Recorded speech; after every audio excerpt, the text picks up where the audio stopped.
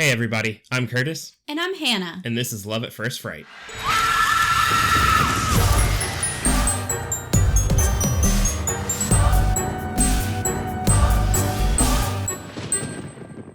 Okay, so we're finally doing it. Yes. It's time. It's time to dunk on Cracker Barrel. Oh. I thought you were talking about covering Halloween on the podcast. Oh, no, we'll do that later. This is far more important. Yes. The listeners, not only do they want to know, they need to know. They need to know, because this is a matter of public safety. Yeah, absolutely. I mean, let's set up the scene here. It's Sunday. We were at a party last night. We're tired. Yeah. A little dehydrated. Yeah. And we want to treat ourselves. So we're going to go to Cracker Barrel. Yes. We're going to brave the after church crowds. I also want to say the decision was between Cracker Barrel and Waffle House. Yeah. So. Which in hindsight should have just gone to Waffle House. Gone to Waffle House. But we go to Cracker Barrel. I order an iced latte. Didn't even know they had that at Cracker Barrel, but I didn't either. And the funny thing is I was also considering getting one. Yeah. They're slammed at this Cracker Barrel, seemingly. And our server comes over and she's like, I'll be with you guys in a minute. Several minutes go by and we haven't seen her, which is really not that big of a deal. We weren't concerned yet. Yeah. So then the hostess comes over and she's like, hey, your server's a little busy. I'm just going to go ahead and take your drink orders. So we tell her what we want. She comes back a couple minutes later, proceeds to immediately dump the entire iced latte on the table floor and my lap. Yeah. I had ordered, so I don't want to it was annoying. It ended up being annoying, and we'll get Honestly, to it. Honestly, the spill was fine, because that happens. The thing is it could have been worse, because the drinks that we ordered was a glass of water, an iced latte for you, and then I got a cup of hot coffee. Mm-hmm. So out of the things that could have been spilled on you, the best would have been the water. Water, yeah. Because it's just water. That's nothing. What got spilled was the iced latte. Not great, but not hot Scalding coffee. Hot coffee, yeah. But anyway, again, we've both worked in the service industry. We're not going to make a stink about it. Spills happen. It's fine. She, skittered to the back, got some wet rags to clean off the table and stuff, and was very apologetic. It was fine. The real issue came that there was a massive puddle of iced coffee and ice on the floor underneath and around my seat. Yeah. And also, we didn't get any napkins, so what had gotten on my pants. Well, the napkins that we got right at the beginning when we sat down, most of them got wet in the initial spill. Yes, so and we then just used them for two spillage. Other tables gave us their napkins to try to help. Bless them. Yeah, just we didn't ask or anything, but I guess it just looked really dire to them, and they were like, hey, you're gonna need these. So, the table has been fine and been cleaned up.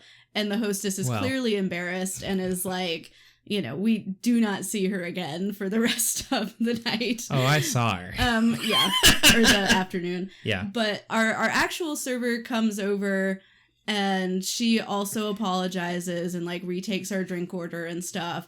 The real issue came when she brought us the replacement drinks. I had to tell her, oh, watch your step, because there's still a bunch of iced coffee on the floor. Yeah. And she was like, oh, I would have thought they would have brought a mop. And I'm like, I don't know who they are. Pretty sure you have to tell someone. Yeah. They didn't bring a mop because you did not tell them about the spill over here, clearly. And she's like, we'll get it taken care of. And I'm like, okay. I'm still along for the ride at this point. Yep. So long goes by. She has not come back to check on us. No. There's somebody busting tables, but he's somehow we're in his peripheral vision and he has none of it. And so he's just working on some other stuff while I'm damp. And finally it got to a point where I was actually annoyed, because I was like, okay, it's been a while. It was at least 10 minutes. Yeah. I think between the time it actually got cleaned up, it was probably more like 15 minutes. Yeah, 15, 20 minutes. But you went to the bathroom, which was kind of just a scheme to find someone to help us. Yeah, well, I needed to go to the restroom anyway, and I was like, you know, while I'm up, I'll go through the gift shop because I think I saw one of the managers. And this is the thing that, like, kind of pissed me off here, was that I'd seen him at one point, but we were seated against, like, the window, so basically as far away from the kitchen as you possibly could be. But I saw them come from the gift shop into the kitchen, and then I hadn't seen them again. I saw them, I think, a couple of times before all of this had happened, and not once did they, like, look over into, like, the dining room area, except for when they were, like, crossing, I guess, into the gift shop area. So anyway, I got up to go use the restroom, and when I was going in there, I saw this guy. The best way I'll put it is just goofing off. They were, like, laughing about something, but how dare he? Yeah, him and, like, 2 other people that may have also been managers. They may have just been people there. I don't know. They definitely worked there because at least one of them had the apron on. But so I went to the restroom, I came back out, and I was like, I'm just going to poke my head back into the dining room real quick in case somebody brought something while I was in the restroom so I don't look like a jerk. Yeah. I could see it from there. This is also to validate that the spill was visible from up there before I was like, how did you not see this? So I could see it, and I was like, all right, time to go get this guy. So I got him. He happened to be walking back into the dining room area. When those of you who have never been to a Cracker Barrel and you're like, what the fuck what are we talking about? Yeah. Cracker Barrel is divided into the dining room area, which is like the restaurant. They have a big fireplace. The kitchen's behind that. And then, you know, where you typically are seated, it's got a bunch of like, Americana stuff. It's like very southern. There's like vintage Coke signs and weird black and white pictures of gas stations. And, all sorts of that stuff all over the walls. And then where you actually enter into the store, because it's called like a country store, is what I refer to as the gift shop. But they have like a bunch of like old fashioned candy and like decor and candles and like clothes that are, most of this stuff is way too expensive. Children's Bibles. Yeah. You know, stuff like that. Yeah, stuff like that. There's a little shitty toy section.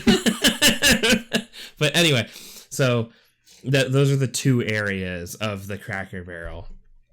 But he happened to be walking back into the dining thing, so I flagged him down, and I was like, hey, I just want to, like, are you a manager? And he was like, yeah. And I was like, I just want to, you know, bring something up here.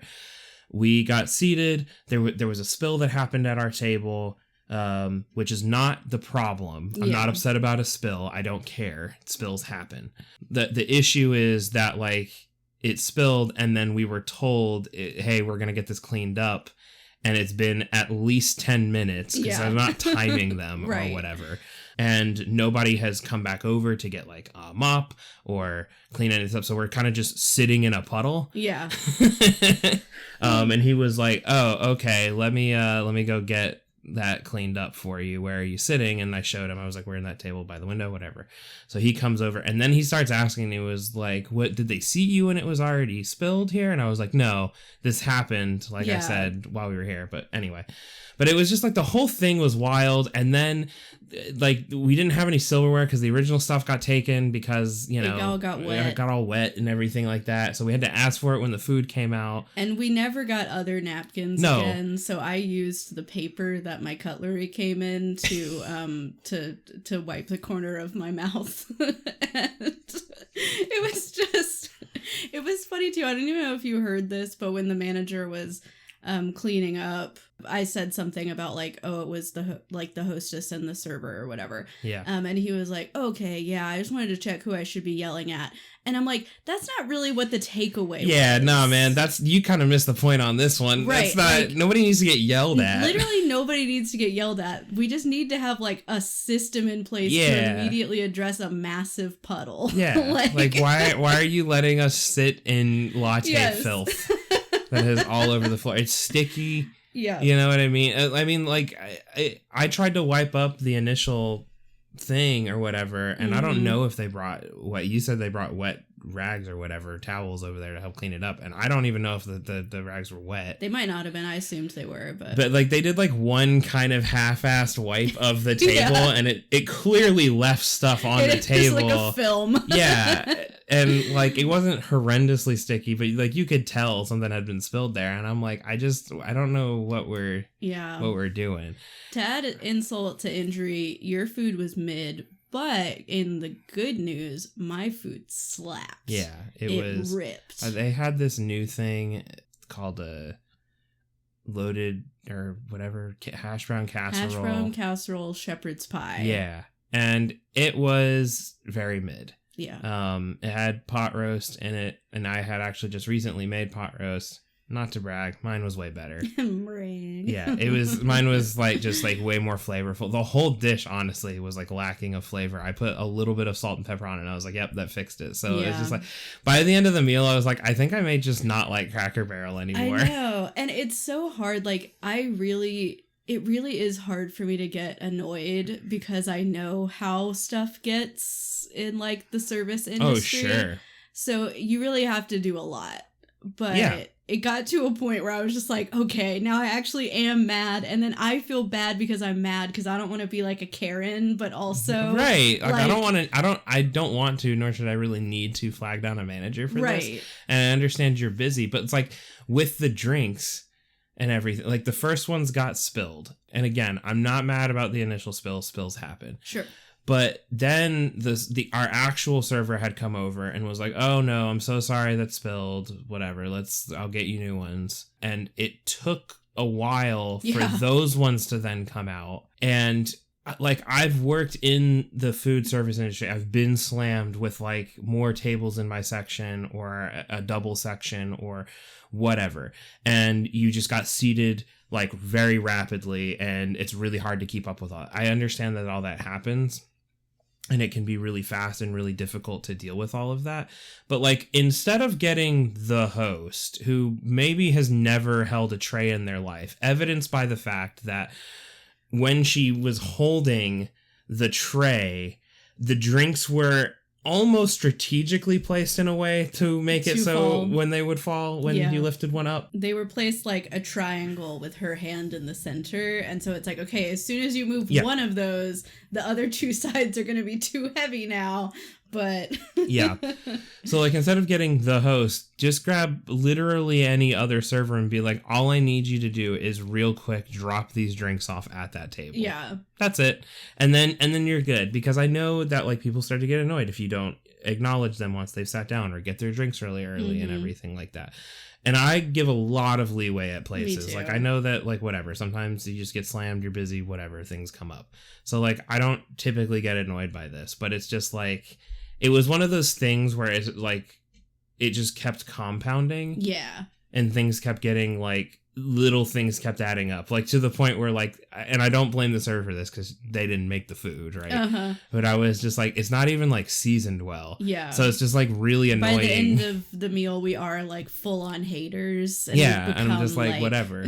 It's like still bought 2 things out of the gift shop on the way out. So they had their Halloween stuff on sale. What do you want me to do? For real though, they did have their entire Halloween section 50% off, and I was like, I can't pass that up. I had a little candle, one of those decorative ones. It looks like a little witch's cauldron, and the wax like a bubbling potion. Yeah, it looks like a little bubbling brew in there with like a bone and a skull in there. Yeah, it's great. And then we got one of those big boards that says "Welcome," and it for the front yard. It's got some skulls, but the eyes light up on the skulls. I got to put the batteries in it still. So but anyway, all that to say, that's sort of what we've been doing today. Yeah, and I just want to say, if you're on the fence about which breakfasty place to go to between Waffle House and Cracker Barrel, go to Waffle House, because your expectations are already going to be kind of low. They might still spill a drink on you, but you're going to be ready for it if they do. And they'll clean it up like right away. Yeah. They might still have the cigarette in their mouth, but they'll take care of you. Yeah. It'll spill. They'll be like, God damn it. And they'll light a cigarette and then they'll clean it up. And you're going to tip extra for that. As the Lord intended. That's service right there. That's service, baby. Yep. And then they'll yell in code at the line cook about, bacon eggs on the plate, but not the waffle, because I'm pretty sure the waiters actually make the waffles. I think they do too. Yeah. Anyway, all of that to say, this is now a restaurant review podcast. Yep. This is our first review.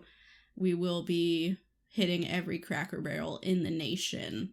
Oh, Another thing. Sorry, this was weird.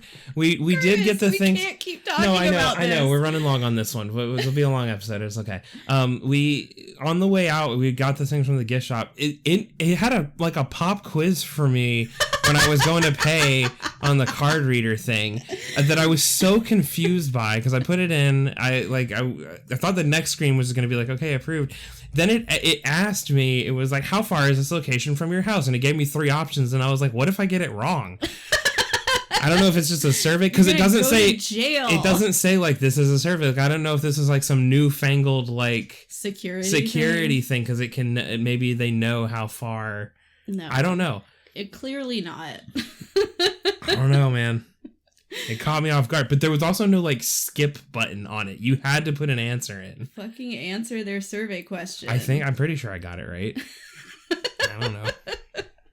There's also no feedback. It just says thanks. So I don't know.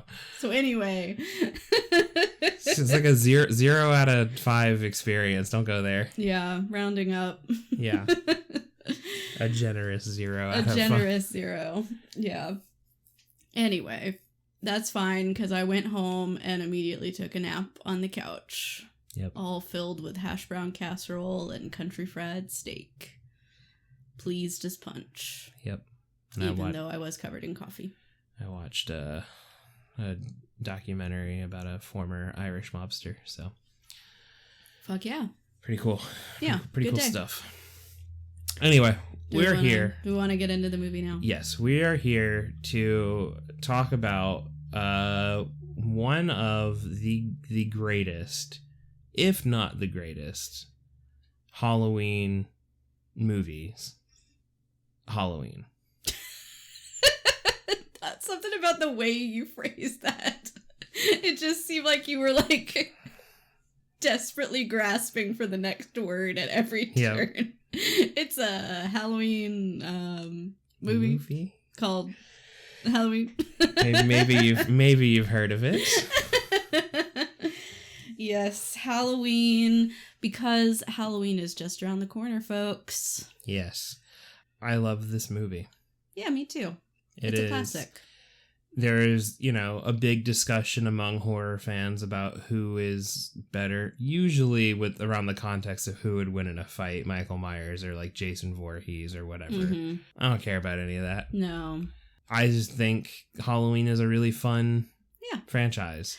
And, really, like, it certainly wasn't the first slasher, but I feel like it was kind of the slasher that started what we think of as like the 70s and 80s slasher it really kind of like kicks it off. There were movies made it part of the public consciousness, and there were movies that were made in response to this movie. Definitely. Like Friday the 13th is kind of a response to Halloween, in so much that to say like they saw it and were like, wow, this is a huge hit, let's do that, but let's put a lot of blood in this one. right Yep. And it really started. It really set up some of the like tropes. Yes. And just like little genre specific, subgenre specific things about American slashers of the time. Like, this is kind of where we got the whole if you have sex in a horror movie, you're gonna die. The final girl has to be like the virgin smart girl, and that's why she lives.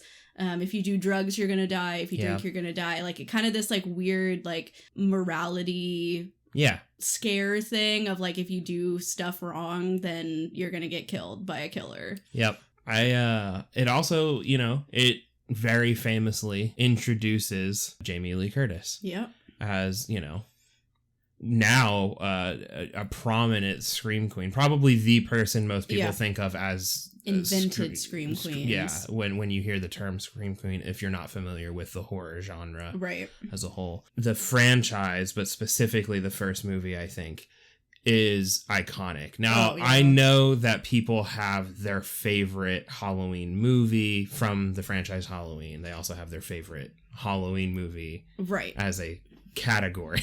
I'm realizing you and I say Halloween differently. I say Halloween and you say Halloween.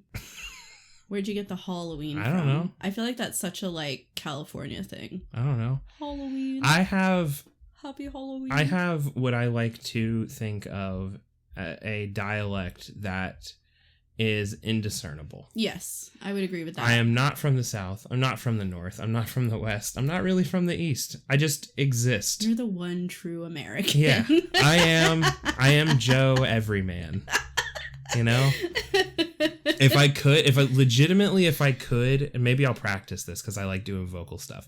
If I could do that, like, transatlantic. Oh, like the old presidents. Oh, man. Yeah. If I could pull it off. That's just your new voice now. I would do it all the time. Yeah. Because it's so fun to listen to, especially in older films when they did it. Oh, man, it's so good. But anyway. Go over the cast for this one so we can like really get into the movie on this. All right. So first things first, it is a 1978 slasher film directed and scored by John Carpenter, and he did co-write it with producer Deborah Hill. Yeah. The cast, we have Donald Pleasance as Dr. Loomis, Jamie Lee Curtis as Laurie Strode, Nick Castle as the Shape, or Michael Myers. He's credited as the Shape in the movie. Yeah. Tony Moran plays age 21 Michael Myers, basically unmasked Michael Myers. Will Sandon plays the 6-year-old version of Michael Myers. And then we have Nancy Kyes as Annie Brackett, PJ Souls as Linda, Charles Cyphers as Sheriff Brackett, and Brian Andrews as Tommy Doyle, the little kid that Laurie Strode is babysitting. The little kid that could. Yep.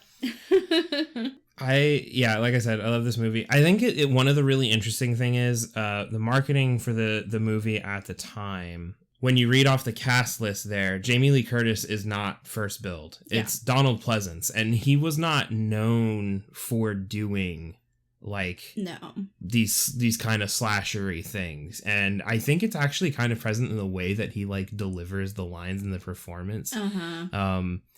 But this truly was an introductory movie for her, because like she wasn't a draw at the time. Yeah, he was kind of the only big name. Yeah, he was the big name, which is why he's on all the posters and everything. It's interesting that like John Carpenter, who is a legend in like horror spaces, obviously Halloween is like the big one, but he's the Thing. Yeah. I personally really like his music. I listen to a lot of it on Spotify, his like unreleased or like lost themes or whatever. They're all really good synthesizer stuff. If you're looking for like spooky 80s horror vibes, you go to that guy.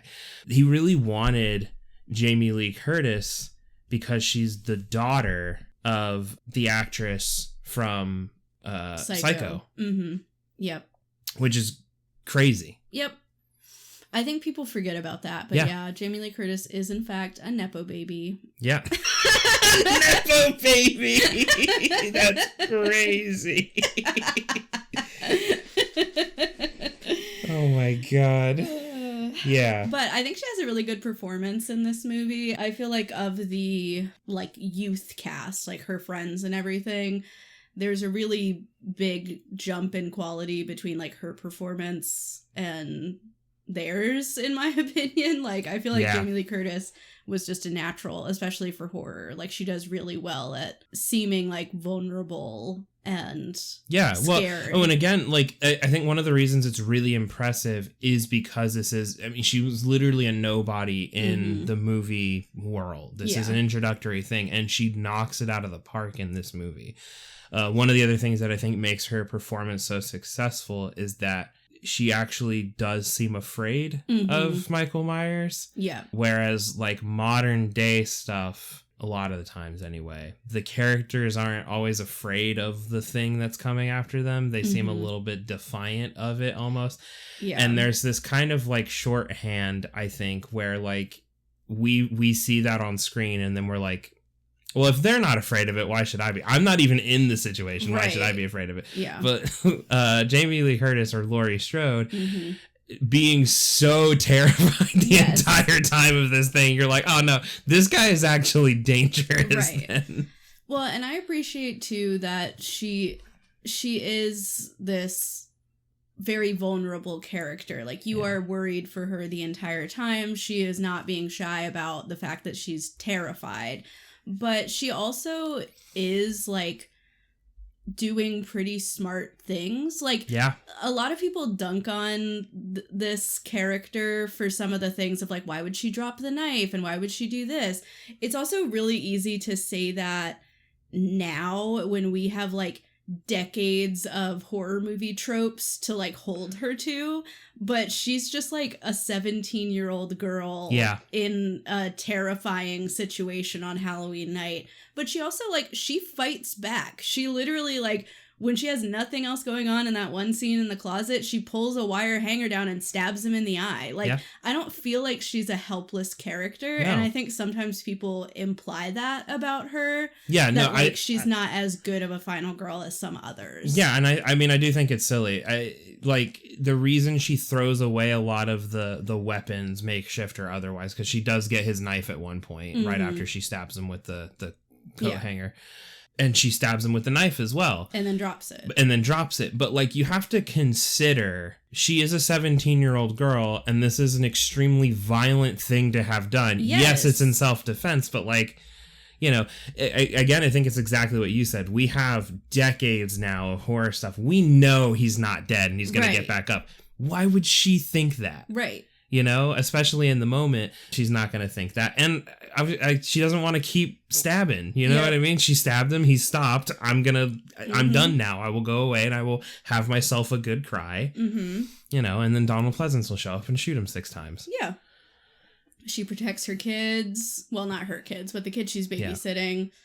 Yeah. And I think she's a good final girl. And the Halloween as a franchise, because it was taken over by different people at different times, there's like all these different timelines, so not everything is like canon in the movies. But one thing that's pretty common in all of the later Halloween movies that feature Jamie Lee Curtis, except for one that I won't mention, is that Laurie Strode is like a survivor. Yes. Like, she doesn't just wait around for things to happen to her. She takes action and she does things, and I think it's why she's one of the icons of horror. Which one is that? Is it It's not H2O. No, not H2O. I don't even remember. I think it's like 6 or something. It's the one where she dies in the first like 15 minutes. Yeah, because she's been locked away in a mental institution. Whichever one that one is. And Michael breaks into it and successfully kills her. Yeah, and she just kind of sits there on the roof like, uh-oh. Which is, it's so stupid because, and we're not going to talk about this one very long, but it is so stupid because, like, if they didn't want to make it about Laurie Strode, then just don't have her in the movie. You don't need to do it. Yep. Anyway. Whatever, it's stupid. Yeah. There are, if you are curious, know nothing about the Halloween thing, and you're like, I know there's Halloween 1 through like 5, and then there's Rob Zombie got his toes wet in that one, and now we got these new ones, and you're like, where do I start? What do I do? There are 5 distinct timelines within the Halloween franchise. All of them, except for the Rob Zombie one, so 4 of the 5, you start on 1978 Halloween. Yeah. From there, it's a choose your own adventure guide. Right. Some of them you ignore 2. Some of them ignore 2. Other ones you need to watch 1 and then 2, and then you continue on to like Halloween H2O. Yeah. 3, Halloween 3, standalone, has nothing to do with anything else. It's its own separate timeline, all for one movie. So, you know, whatever. It can be a little confusing. There's a lot of guides online if you do want. A couple years ago, we watched the entire franchise, and we tried to watch like everything, including the Rob Zombie ones and all of that. Yeah. And there's some real trash in the like mid to the thing is though is like I've also heard from people talking about Halloween as a franchise. This is one of the reasons I think it's like so well beloved. Like, if you talk to different people, you're going to get a different Halloween movie as being their favorite one. Right. I think the original 1978 Halloween is probably the best Halloween movie. Debatably, Halloween 2 is better. It gets to the action a little bit sooner in it. It's more confined in its space that it takes place in. And so, like, I can understand that. But there are some people that I've heard, they're like, Halloween 4 is my favorite one. And I'm like, that's a wild choice, but like, you know, whatever. Whatever. The mask is weird in that one. But yeah, sure, man. It looks so bad. I think that's the one where they eventually are up on like the roof of a house. Yes. And he like comes up over the top of the roof and the moonlight's hitting it. And I don't know what they did with this mask on this one, but he looks surprised. it's so funny. It's like a fucking Muppet. Oh, man. I mean, it is a great franchise, and it is interesting to consider the different timelines and like the implications of those different interpretations of, because even... It even changes like what his motivation is and what his relationship to Laurie Strode is, if any, depending on like which ones you watch. Yep. Which is pretty cool. I don't even know, is there like a canon? Is there one that's like, this is it? Technically, I think it's supposed to be 1978 Halloween, then 2018 Halloween, then Halloween Kills, and then Halloween Ends, because definitively in that one they set it up where we get the introduction of Michael Myers. Laurie Strode is a character through the entire thing for the whole arc, and by the end of it, big spoiler, Michael Myers is actually fully killed in this one. I hate Halloween Ends. We will do an episode on this eventually. By far, even considering all the trash of the other ones, honestly an awful movie. I hate that movie. It is so bad. It's a real controversial trilogy, the sort of reboot trilogy of the, recent years, because some people really like them, some people really don't, some people like some and not others. I'm one of the people who like some but not others. 2018 I think genuinely was a great like reboot of the franchise, because I think they got a lot of things right with it. It almost immediately takes a nosedive into Halloween Kills, because then there's a whole extended sequence with like a mental patient. Yeah. And that was wild. That was crazy. And then the climax of the trilogy here is crowd surfing Michael Myers into an industrial grinder to have his body literally destroyed. So in case the metaphor wasn't clear that we're ending Michael Myers definitively in this one, we will just dump his body into this, which is fine. I get that. The thing that makes me angry about it, this is now another tangent here. The thing that makes me Cracker Barrel all over again. The thing that makes me angry about it is because they do all of this. So we're ending it. The last shot of the movie is Laurie Strode sitting on the stoop of her house, and then the camera goes inside the house, and she has the mask sitting on her coffee table, and it lingers on a shot of the mask and plays like kind of this like not necessarily uplifting music to imply that the evil will go on. So it's not actually done, because if you guys want to, which is also kind of the plot of the third movie, because Michael's not really the big bad guy of it. I mean, he kind of is, but another shit-stained guy named Corey in it fucking wrestles a 60 to 70-year-old man in the sewer. We've gotten so off. I know we have. The movie sucks. Don't watch Halloween Ends, okay? It's bad. But anyway, the point is yes, I think that is probably the definitive timeline. Yes. I do think some people would argue that Halloween 1 and Halloween 2 are the definitive timeline, because at the end of Halloween 2, Michael is inside of the hospital where it takes place and ends up getting blown up, basically. Right. 4 takes a lot of liberties in that he somehow survived that bullshit. So... Yeah, but it's pretty interesting. I feel like my little hot take here about the franchise is that I am a Halloween H2O apologist. Love that one. It's one that people really don't like. It also builds on the Halloween 1 and 2 plot line. Yeah, that is one of the timelines. But I love that one. It's so 90s. We've got a boarding school. We've got teenage heartthrob Josh Hartnett as Laurie Strode's son. That one's a fun one. That one rules. My family had a VHS of that. Cool technology over there.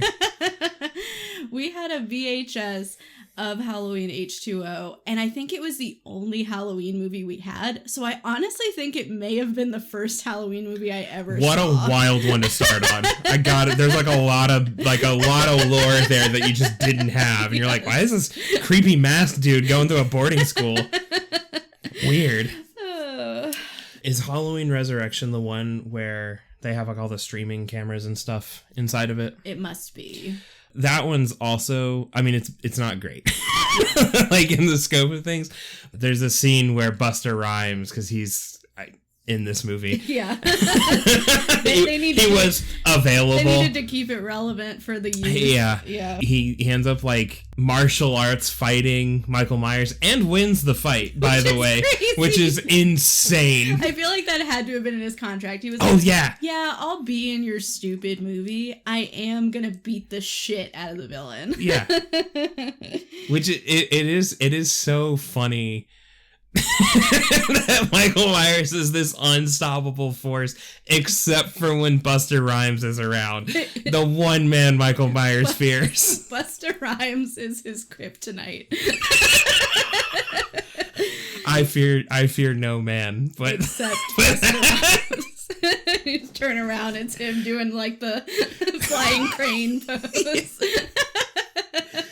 Oh God. Anyway, Lord. I highly recommend you watch all of them. The Halloween as a franchise hits on like almost all of the tropes. Michael, he gets shot 6 times in this movie, and then he, when they look over the thing, he's just gone. Yeah. It is a fantastic entry into horror. It is legendary, I think, for a good reason. Mm-hmm. And it's from my personal favorite era of horror movie making, because of what is, they referred to it as like the Wild West of like movie making, because there were like not a lot of rules, and in some cases that wasn't great. Yeah, we can talk about it when we watch Friday the 13th, but there's stuff with like potential animal abuse, mm-hmm. or subjecting actors and actresses to like not necessarily great conditions because they were using like toxic materials or whatever. Mm-hmm. But there were certain things that they did specifically in regards to like making the movie. There you often hear all these stories from people who worked on the films being like, yeah, the producers were like, well, we're not going to do that, and we're shutting down the movie because we spent so much money on it and it's not good. And they're like, yeah, okay. And meanwhile, they've distracted them just long enough because they know it's going to take them like 3 days to get on a plane to get across the country or whatever to visit where they are to like actually shut this thing down. And so they're like, all right, we got 3 days, we're knocking this shit out. And they'd like, very quickly film all of this stuff. Mm-hmm. Plus you get all of these like interesting hacks and everything. Yeah, well, there's, it's low budget. A lot of these are independent productions that are having to rely on producers, which is why they have such a heavy hand. They try to have such a heavy hand. Yeah. But it's like that old phrase, necessity is the mother of invention, where like they just didn't have a lot to work with, and so they made shit happen. Like I think there's a lot of little fun facts that I think people probably already know about Halloween. One that I feel like probably the majority of people don't already know about it is that it's taking place in Illinois, but they filmed it in Southern California. It's supposed to be fall, but in Southern California, the leaves don't change and they don't fall. So they literally have a bunch of hand-painted leaves that are like an assortment of brown, red, yellow, and orange that they put onto the street by hand and then pick back up to move to the next location. Yeah, they just have, like, they had a bunch of people just with sacks filled with leaves that they painted, and they were like, cut, and they just rushed out there and just started scooping them back up to move to another street. Yes. It's just so silly, but like they made it work, and it feels, you don't necessarily question it in the moment. No. You're like, yeah, it is fall. Okay. Yep. I'm with you. Yeah, it's funny. The movie is filmed in Southern California. It is supposed to be in Illinois, Haddonfield, Illinois. It is named after Haddonfield, New Jersey. Right. So we got everything. I think it's really funny because like a lot of horror movies try to do this thing where it could be anywhere in the US. Yeah. And I actually think because of how they did it, where it's filmed in Southern California, it's supposed to be in Illinois, but it's named after New Jersey. It's actually kind of successful in that like this could actually be anywhere. Yeah, you can sort of put yourself in the location. But, I love the things like that. I love the story of, getting the Captain Kirk Halloween mask that they turned into painting the it white. Famous, Michael Myers mask. Like, I just love all those things. And it does kind of make you wonder, like, oh, if they had a bigger budget or, as many resources as possible, would it have ended up as cool? Like, because they wouldn't have necessarily had to get creative and, like, solve problems and, come up with something weird that would work. Yeah. And there's not to say, like, the movie is just, like, filled with these, like, stunning practical effects that you can't see through. One of my favorite ones that I didn't know for the longest time, and it is wild that I didn't know it, because it is so obvious once you know about it. And I'm sorry, I'm going to break the illusion if you are not aware of this. Towards the beginning of the movie, Donald Pleasance is in a car being driven by, I guess, a nurse. Yeah. Up to where Michael Myers is being held. This is after he has committed the first murder when he was a child, where he kills his sister. Yeah. He has spent the next 15 years locked away. And the setting here is that he is about to go on trial, and Donald Pleasance wants to make sure that he does not get released, because... I thought it wasn't trial. I thought it was like a parole hearing or something that he's entitled to every so often. Whatever. The point is like, Donald Pleasance doesn't want him to get out. So he wants to basically drug him to the point where he's like so unconscious and docile that like he could barely like sit up or whatever. And this is twofold. One, he doesn't want him to get out, and two, Donald Pleasance is like the only character, because he's spent so much time with him, that understands that he is basically just evil incarnate. Right. And he actually incredibly refers to dangerous. him as it. Yes. And the nurse is like, okay, like we can at least say, him. The nurse who is chain smoking. It's so good. But there's a scene, they're driving up, heavy rainstorm, and as they're driving up, it's at night, the lights start to see some of the patients walking around just in the darkness, and they're like, that's weird. Yeah. And so he gets out, and he immediately knows something's up. He immediately knows something's up, and she stays in the car, and when this happens, one of the patients gets up on the car, and we learn this is Michael. He skitters up on top of the vehicle, and then he's kind of harassing her while she's in there. He's grabbing at her and stuff, but she fends him off, and then she's, has the windows closed, and in order to get in there, he slams his hand on one of the windows, shatters it. Now, for the longest time, I was like, wow, I wonder how they did that, because probably just like a rigged up thing where like a mechanical arm just hits it. Nope, they strap a wrench to his arm, and you can see it. See the wrench in his open palm when he just slams it on the window and it shatters the window. It's so easy. They linger on it for so long, and it's one of those things that I didn't notice. So there's stuff like that. The story of like they made the mask and everything, and then it got lost or destroyed, which is why the mask like changes up so much time, because like they didn't have the original one after a certain point, and they were like, oh, what did it look like? Oh, let's just do a new one. Just keep the same idea of like general man face painted white. Yeah. Oh man.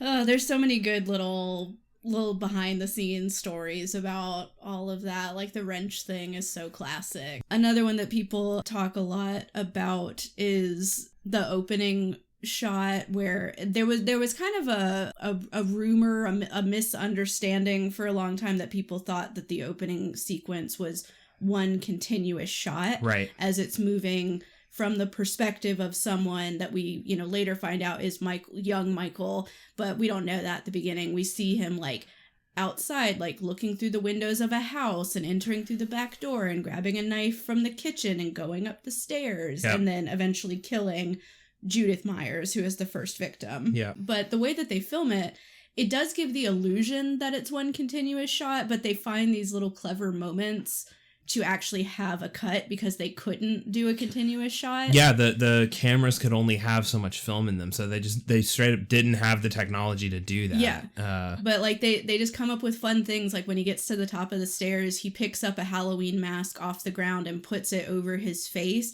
and just that little flash when the mask is like getting situated on his face, the screen goes black.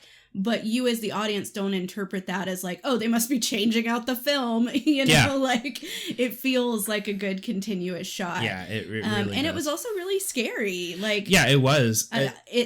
I I think it's funny too, like I think it's lost on people somewhat now who are new to watching Halloween, but you couldn't have like really expected that it was going to be a little kid.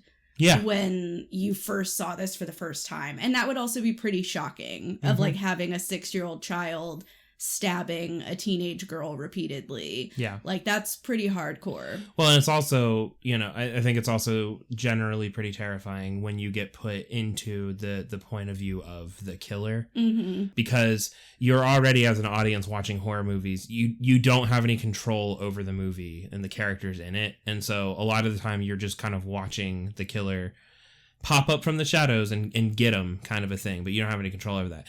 And then somehow you feel like you have even less control when you are being put in the point of view of the killer, because now it's like you as the viewer has like ill intent towards the victims, even though you don't. But it's this weird thing of like you're kind of inside the killer and you're screaming like, I don't know, don't do this. Yes. I don't want it to happen. You want it to stop. You're literally powerless to stop it. It just goes. It's so effective when they actually do it, you know, really well, and the movie around it is really good. And this one was. Yeah. They do you know, some really interesting things, as I'll put it kindly, when they are trying to like really get across that Laurie Strode is the bookish, you know, smart girl of it. She's literally in a high school in the middle of class at one point when she first sees Michael stalking her from outside the window, and there's this like lecture going on about like fate and everything, which is very on the nose for like what's about to happen in this movie. But of course she eloquently comes up with an answer and like quotes the writer, and it's all poignant and everything, and you're like, okay, we get it, you're smart. The one of my favorite things is when her friends after the class, one of them's commenting about how many books Laurie has, because she's carrying like Linda's carrying, or not Linda, Laurie's carrying like a stack full of books, and Linda comments on it, and then her other friend comes up and joins them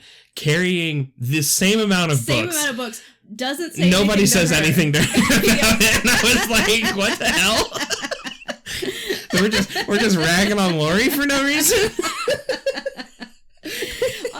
All of them are like, her friends kind of suck. They kind of suck. Like they make a lot of these like backhanded remarks to her of just like, oh, you're so boring and you never get out and do anything, and my God, live a little. And it's just like, okay, why are you her friend then? Yeah. Like also, Laurie's not even like the super nerdy, like, you know, super good girl either. Like, yeah, she's shy about boys and stuff like that.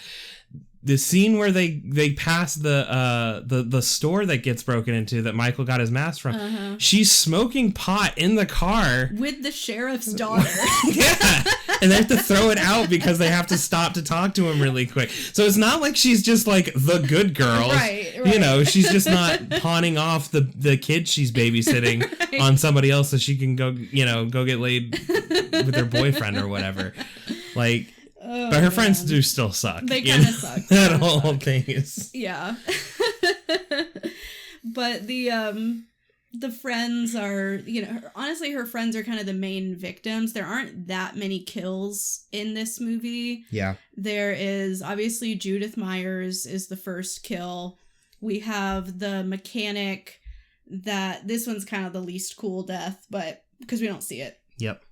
But that he like steals a car in the mechanic's jumpsuit from. Yep. We have Annie, her boyfriend. So I guess Linda's boyfriend doesn't actually get killed in this because she's gonna go pick him up, right? Annie's boyfriend, you mean? Annie's boyfriend. Whatever. Yeah, Linda's boyfriend is the one that gets stabbed into the wall. You're right. I'm sorry. Yeah. Paul is the name of the one that. Because he's not there, she's gonna go pick him up. And so it's like 5 people. Yeah, I feel like we're missing somebody. I feel like there were some other ones in there, but I don't know who it would have been. I don't know. Whatever. Yeah, but yeah, it's honestly it's not that many people that end up. There isn't a lot of like. There's not really gore. There's not a lot of blood in the movie. I think the mechanic guy, he has some like blood on his face. Yeah. That's really it. And though. like Laurie has the injury to her arm where like arm. he kind of like sliced her cut her shirt open and got her arm a little bit, so there's some blood. But so like there is blood, but it's not like this super graphic. It's not fountains of blood, movie. you know, people getting dismembered or anything like that. No.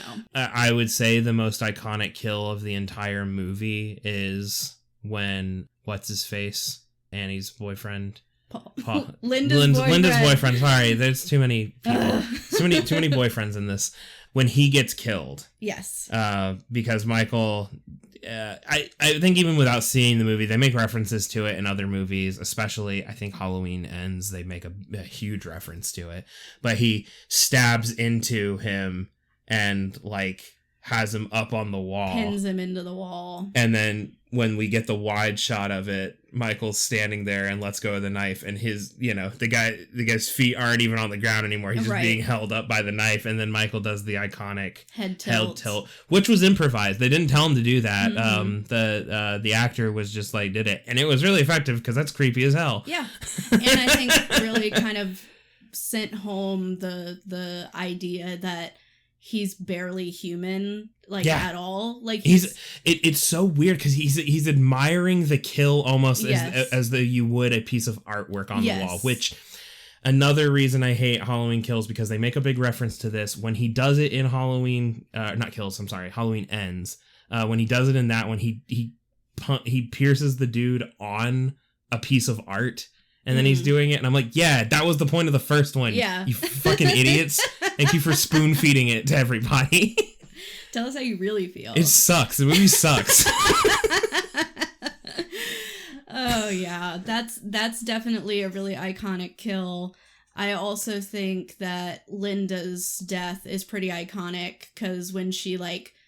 her death isn't that iconic, but he stages her. Yes. And he puts her in the bed with Judith Meyer's headstone and like all these candles, and it's like really fucked up to come across. And Lori ends up finding it. Yes. It's fucked up. She was hooking up with her boyfriend, so she's like nude, and it's very, you know, shocking to see. But some very interesting deaths. Yeah. I have always, this is kind of just a small thing. I know that Michael Myers doesn't always kill every single person that he comes across, but I have always kind of wondered why he didn't kill that nurse in the beginning, because it probably would have been easy enough to do.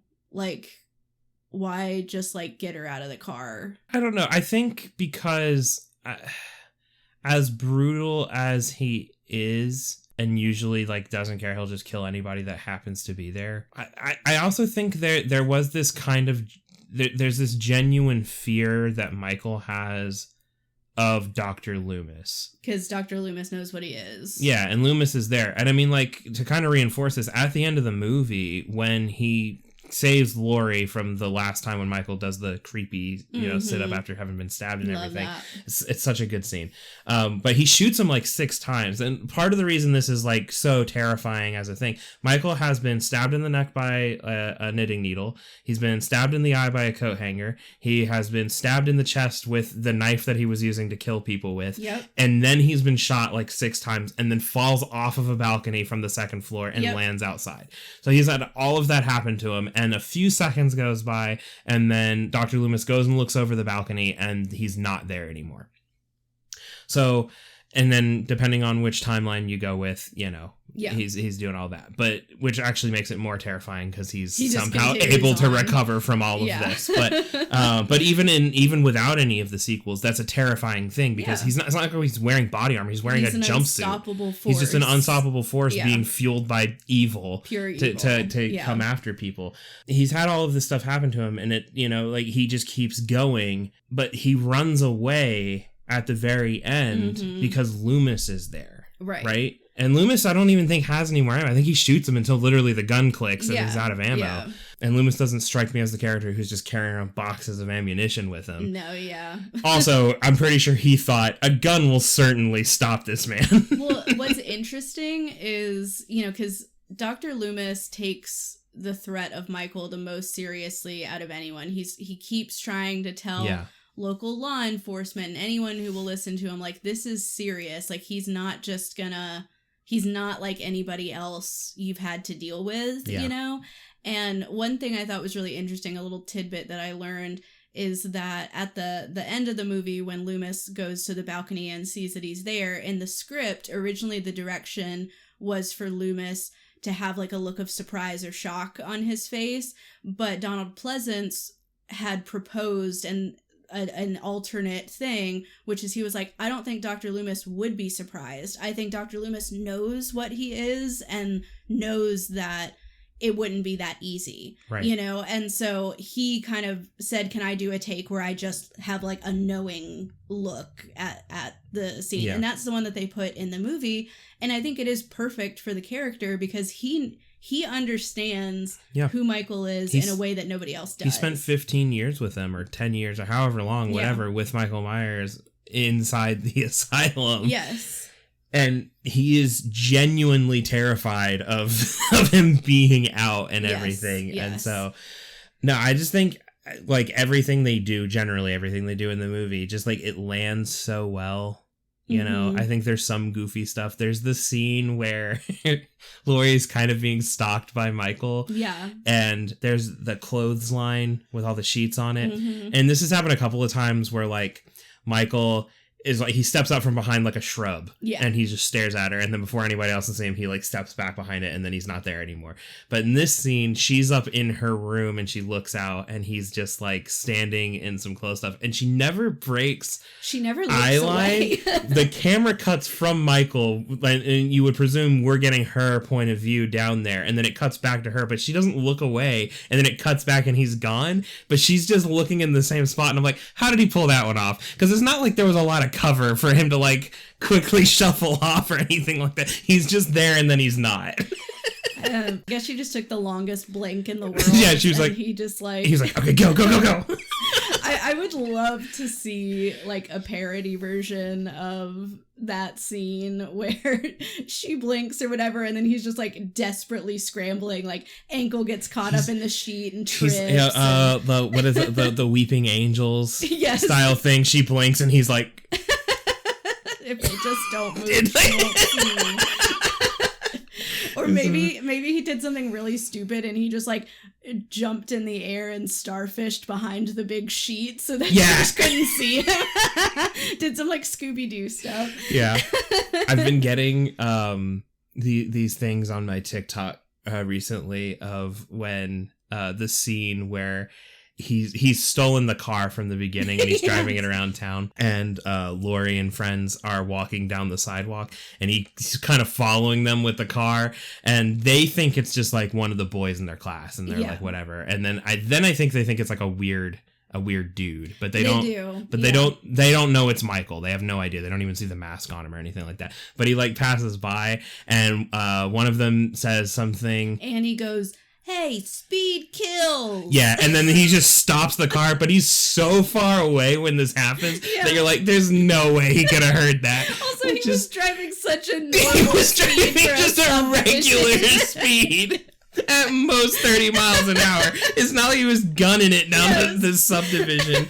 But anyway, I've been getting these edits where he comes around the corner and it's black. You know, like when you're riding around and people have like the speaker systems and it's that like blown out speaker system and it's like vibrating everything. But it's that as he's coming around the corner, Michael's just cruising. It's so funny. I love it.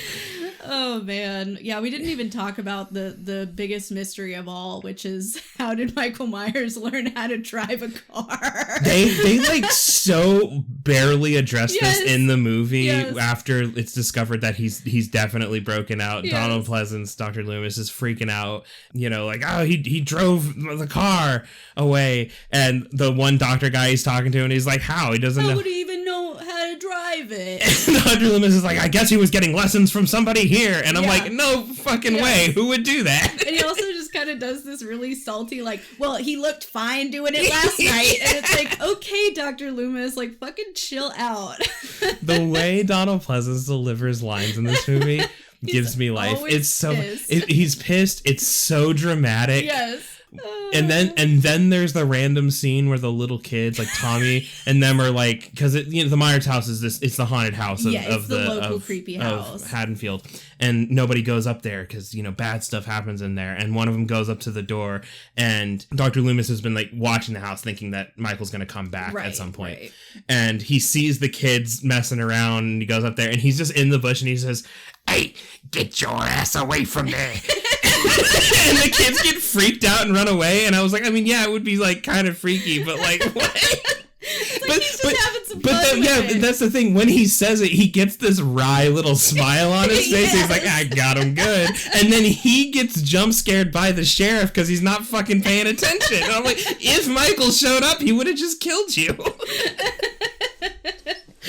It's so silly. It's too good.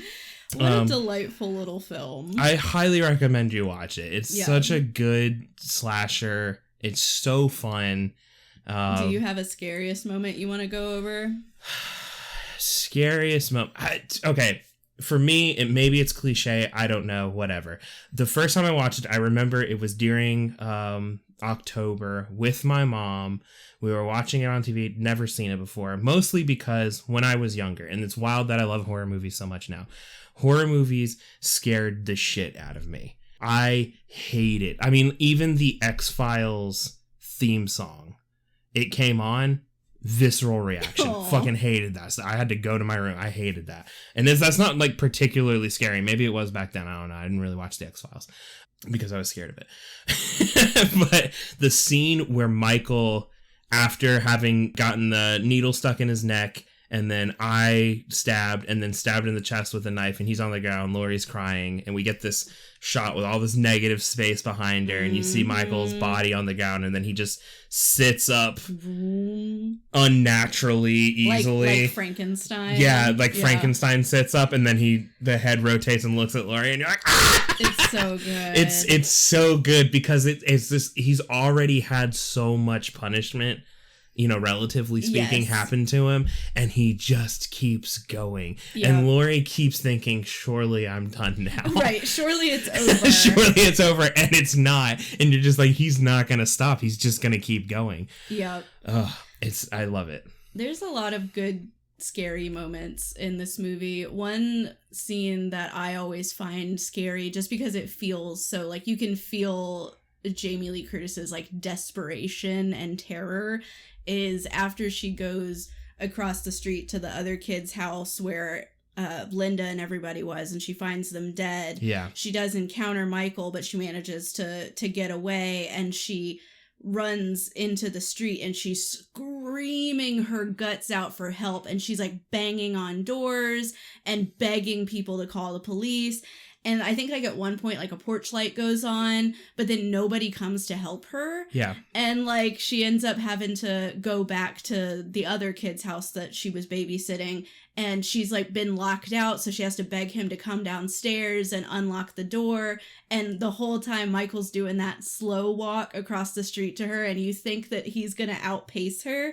But it's so effective on me in a horror movie like this when the protagonist is in a moment where you think someone's finally going to help them, and then they just don't help, and it feels so hopeless, and you're like, oh, how could people be so cruel and heartless that you literally hear a 17-year-old girl screaming, covered in blood, for help, and you just like can't even be bothered. Yep.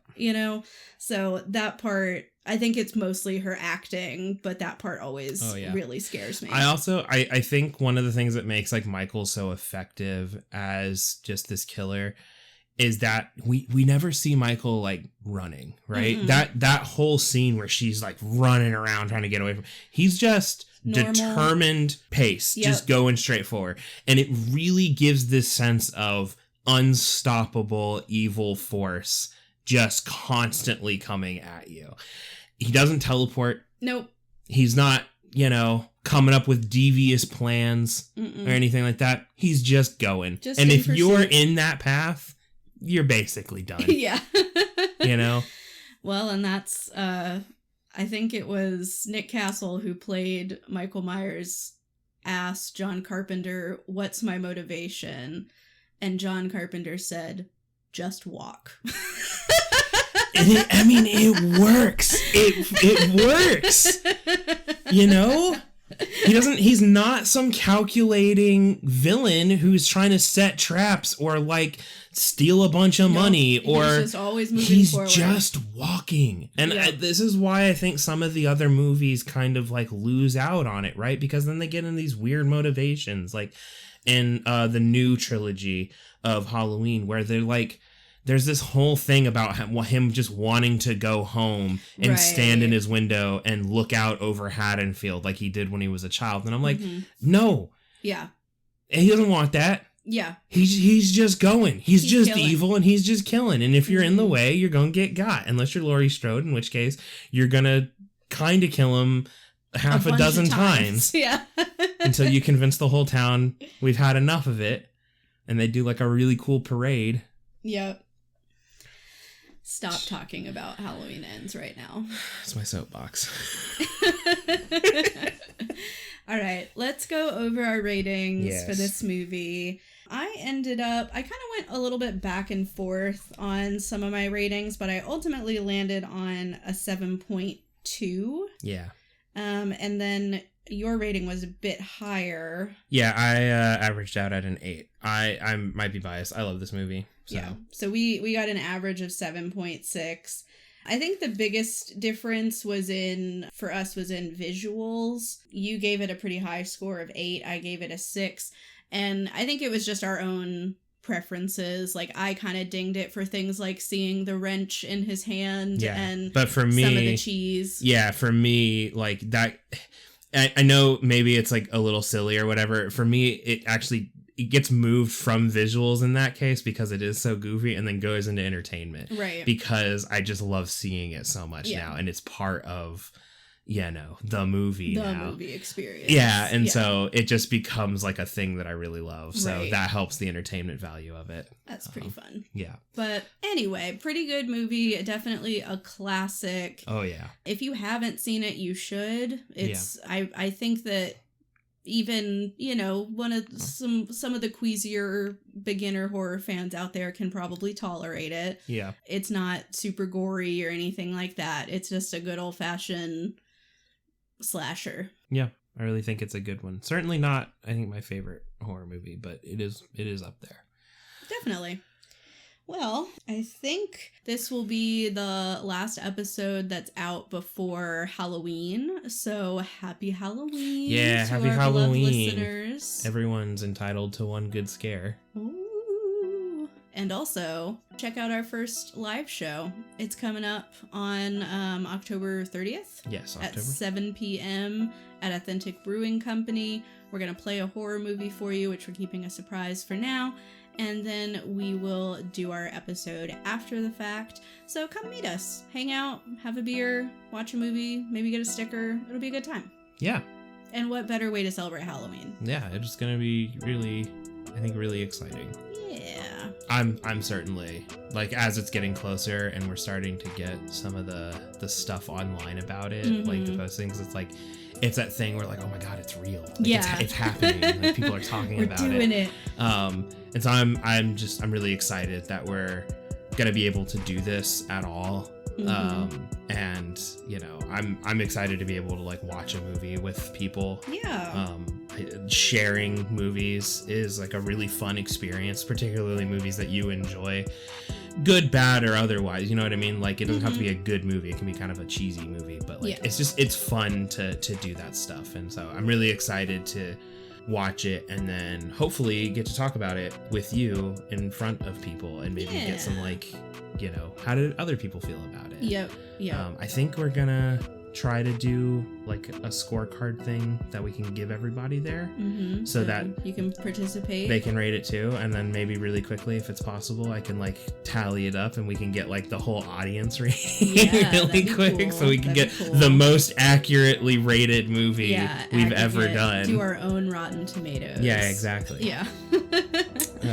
Anyway, we hope you can join us, and if you can't, we will be posting the live episode, assuming that the audio isn't the worst thing we've ever heard in the world. Yeah. Well, I'm still learning how to do all this stuff, so we'll see how that goes. Yes. But hopefully, if it's good, you'll hear it. If not, then you missed your chance. You'll hear about it, I guess. Yes, we'll tell you about it. But yeah, feel free to send us your movie recommendations. We're always looking for new movies to watch.